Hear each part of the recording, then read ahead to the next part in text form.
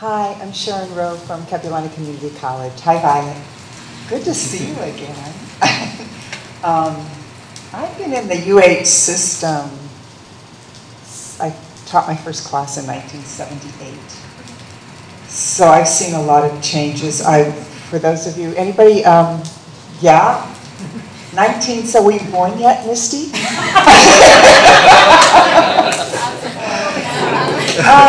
Is there any other lecturers here? Do we have lecturers here? Would you raise your hands? I was a lecturer for 22 years. I have had every bizarre little part-time position in the system you could get. I was hired at KCC in 97. Were you part of that class, Violet, the class of 97? The temporary class? Where yeah, this actually has to do with accreditation. We were getting dinged at that time for having too many lecturers in the system. And John Morton came up with the brilliant idea of the V position. And the V stood for variable, as my chair said. You were guaranteed 50%. I think at a faculty meeting, one of our senior faculty stood up and said, you guys are lecturers with medical benefits, because we were supposed to be taking on curriculum responsibilities and such, and some of the older faculty didn't approve of that, although administration was pushing it. But I've kind of gone through the system. I think I got tenure 4 years ago, finally. No, I got tenure maybe 6 years ago. I was promoted to full professor 4 years ago, so it's been a long ride. And one of the things that I've noticed in my experience is that I have more autonomy and I feel more respect as a professional educator when I was a lecturer in the 80s than I have now. No, you feel the same way. It's this, you know, I went into this profession not for money. Most of us didn't go in for money. We were passionate about our subjects or passionate about teaching or something. And one of the reasons I was drawn to higher ed was for the autonomy that I had over how I dealt with my students in my classes and the respect that I got, that I felt very strongly. I spent most of my teaching at the Manoa Philosophy Department. And I just felt respected to do the job well, and they continued to hire me. And now I feel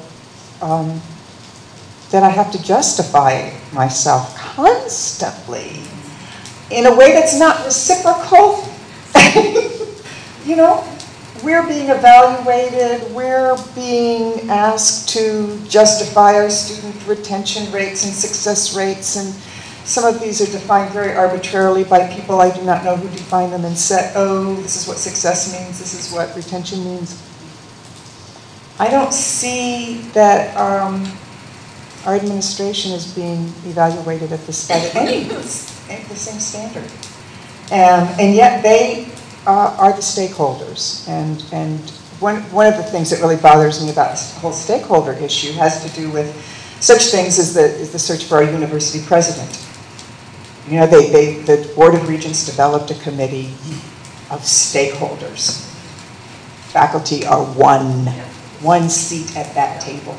And I think we need to find a way to implicate ourselves more strongly in our institutions so that we stand up for ourselves and take the role of the stakeholders that's proportional to the investment that we have in the system. I don't feel that there's any group within the institutions that have the students back as much as we do. I think at my campus, oh, my lovely campus, it is lovely from a distance. It's really well laid out and the grass is green most days. But students are dollar signs in many respects, you know? There was a time, although the demographic curve has slipped and so we're losing the enrollment, we had at one time almost 10,000 students at KCC. We're down under, we're hanging around 8, I think, but we're we're losing it, and that's because of the demographics and the economy's changing, and anybody with half a brain could have predicted this, but administration is now all crazy about it. Like, didn't you know this was going to happen? And I think, you know, Joel's story is really emblematic of the kind of chutzpah we need to stand up and assert ourselves in this new environment.